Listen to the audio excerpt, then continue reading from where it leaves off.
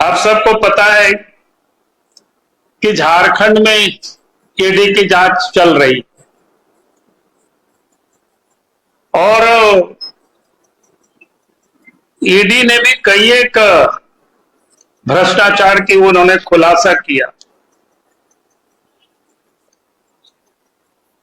और उस भ्रष्टाचार में जो भी लोग शामिल है उन सब लोगों को के ऊपर प्रोसिक्यूशन सैंक्शन के लिए जो ईडी ने लिखा है उसमें से लगभग 10-12 अफसर, लेकिन आज तक उन सारे मामलों को रखना, आज तक सरकार ने उसका सैंक्शन नहीं दिया है, बल्कि जो ईडी के द्वारा जो गवाहें थी उन्होंने कई एक गवाहों को के ऊपर दबाव डालना, कई एक के ऊपर तो केस करके जेल में भी डाल दिया ताकि ये जो प्रेडिकेट ऑफेंस होते हैं कि उसको समाप्त करना, यानी जो उनके हिसाब से जो बयान नहीं देंगे फिर उनके ऊपर केस करना। पूर्व में भी आप सबको जानकारी है कि ईडी को डेमोरलाइज करने के लिए उन्होंने क्या क्या किया था कि एसटी/एससी एक्ट के तहत यहां मुकदमा भी दर्ज किया गया। वो आप सबके संज्ञान में सिर्फ मैं लाना चाहता हूं। तो अब समझ में आता है कि इनके साथ जो अंडर हैंड जो डीलिंग है हेमंत सोरेन और अनुराग गुप्ता के बीच, कि आप करप्शन से हमें बचाओ और जो भी लोग करप्शन के विरोध में या करप्शन के लिए लड़ते हुए ईडी को साथ दे रहे ऐसे अफसर, ऐसे लोगों को जेल में डाल देना, उनके ऊपर जो केस मुकदमा है उसको समाप्त करने के लिए दबाव डालना, तो ये आम बात है। जो कि जिस प्रकार से इनको डीजी नियुक्त किया है और जिसका उन्होंने जो आधार दिया है, कोई एक भी उनका आधार पूरा नहीं होता है, क्योंकि इनको चुनाव के पहले इनको एक प्रभारी डीजी बनाया था, आप सब लोगों के जानकारी के लिए। लेकिन इनके ऊपर जो इतने सारे जो यहां फ्रॉड हो, गड़बड़ करने वाला व्यक्ति हो, तो इलेक्शन कमीशन ने इनको हटाया और हटाने के बाद भी आपके संज्ञान में मैं लाना चाहता हूं, जो इससे पूर्व के जो डीजी थे उनको भी प्रभारी बनाया था, लेकिन इलेक्शन कमीशन ने उसको नहीं माना और उसको फिर अस्थायी डीजी बनाया गया, पूर्व के जो डीजी थे। और फिर चुनाव जैसे समाप्त होता है और चुनाव समाप्त होने के बाद हेमंत सोरेन की सरकार, हेमंत सोरेन के नेतृत्व में जैसे ही सरकार बनती है, 28 नवंबर 2024 को फिर से इनको प्रभारी डीजी बनाया जाता है और 2 फरवरी 2025 को इनको रेगुलर डीजी बनाने की घोषणा की जाती है। मैं ये बात इसलिए कह रहा हूं क्योंकि ये 6 महीना का भी वो कोई समय नहीं होता है और इसलिए जो भारत सरकार का मंत्रालय है उन्होंने साफ तौर पर सारे विषय को उन्होंने लिखा है,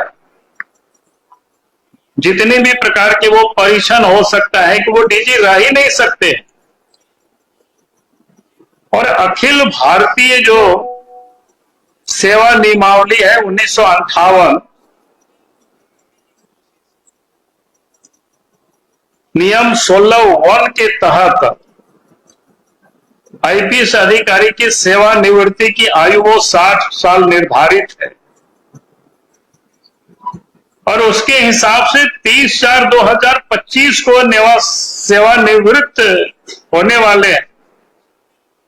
तो भारत सरकार ने इनका सेवा विस्तार यानी आगे नहीं दिया, यानी समाप्त कर दिया, और इसके बाद भी इनको बनाए रखे हुए। तो आप सबके संज्ञान में ये सारे विषय लाना था।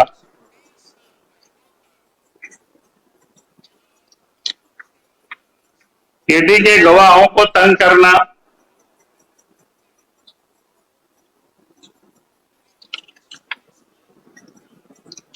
और आप सबके जानकारी के लिए कि इस प्रदेश के अंदर में जब से अनुराग गुप्ता डीजीपी बने हैं तब से कोयला की चोरी में बेहाताशा बढ़ोतरी हुई। जहां कहीं भी जाते हैं तो अलग अलग जगह के लोग बोलते हैं कि भाई यहां तो 500 ट्रक निकल रहा है, यहां तो 600 हाईवा निकल रहा है। तो जब दूसरे जगह जाते हैं बोलता है कि सर आपको तो ये पता ही नहीं है, यहां से तो इतना हाईवा निकलता है। और उसके लिए भी कई एक दलालों को लगा रखे हैं जो सार्वजनिक रूप से लोग बताते हैं। हमने ट्वीट वगैरह में नाम वाम भी डाला है, पता नहीं वो लोग कौन कौन लोग हैं, गाड़ियों से घूम करके वसूली करते हैं बड़ा प्रेम से। तो वसूली का भी वो सारे पैसा हेमंत सोरेन के जेब में भी जाता है। और तभी कोई ऐसे व्यक्ति को जिनकी सेवानिवृत्त हो गए 30 तारीख को, इसके बाद भी बनाए रखना,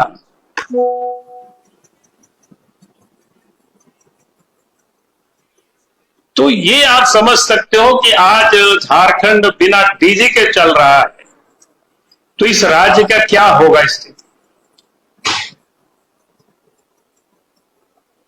इसलिए मैं हेमंत सोरेन जी से कहूंगा कि भाई आप बिना विलंब किए आप यहां राज्य में नए डीजी को आप नियुक्त करिए, क्योंकि जब तक कोई डीजी नहीं है तो उनके निर्णय को कैसे माना जाएगा कानूनी या लीगल है। सीआईडी के डीजी नहीं है, एसीबी के डीजी नहीं है, पुलिस के डीजी नहीं है, ये कैसे चलेगा। और हमने तो तहकीकात भी किया कि भाई देश में भी कहीं कोई ऐसी घटना है कि आज तक कोई भी इतिहास में नहीं मिला कि इस प्रकार की कहीं कोई घटना हो, जो व्यक्ति रिटायर कर गए और फिर उसको बैठाए हुए काम पर। तो आज लगा कि मैं आप सबके समक्ष ये सारे बिंदु को रखा हूं। बाकी मैं डिटेल इनसे कहूंगा कि ये पूरा पत्रक थी, जो कि मैंने खाली आपको बीच बीच का कंटेंट बोल दिया, आपको लिखने में कोई दिक्कत नहीं हो। तो इनको मैंने कहा कि वो पूरा पीडीएफ फाइल ही सबको आप दे दीजिएगा बना करके, तो आराम से सब लोग लिख सके, ताकि झारखंड की जनता भी और देश की जनता भी जान सके कि झारखंड कैसा चल रहा है। झारखंड विधि सम्मत चल रहा है, लीगल चल रहा है, कहीं इनलीगल चल रहा है।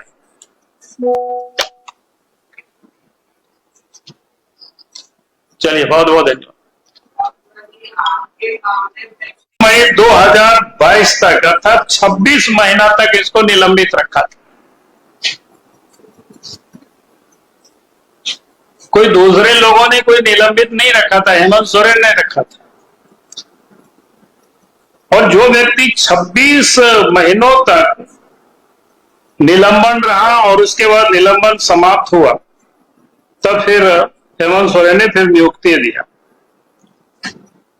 यानी जिनको 26 महीनों तक निलंबित रखा, आज उनके प्रति आखिर ये सारे जो प्रेम का क्या कारण है या क्या मजबूरी है उनको डीजी बनाए रखने के लिए, जो एड़ी चोटी का लगाए हुए है, तो उसका हमने पता करने की कोशिश की। आखिर इस अवसर में कौन सी ऐसी पंख है जिसके कारण से हेमंत सोरेन ने इनको यहां बैठा के रखना चाहते। तो मैं आज चाहता हूं कि वो सस्पेंशन भी थोड़ा मैं समाप्त करूं ताकि आप सबको ध्यान में आ जाए।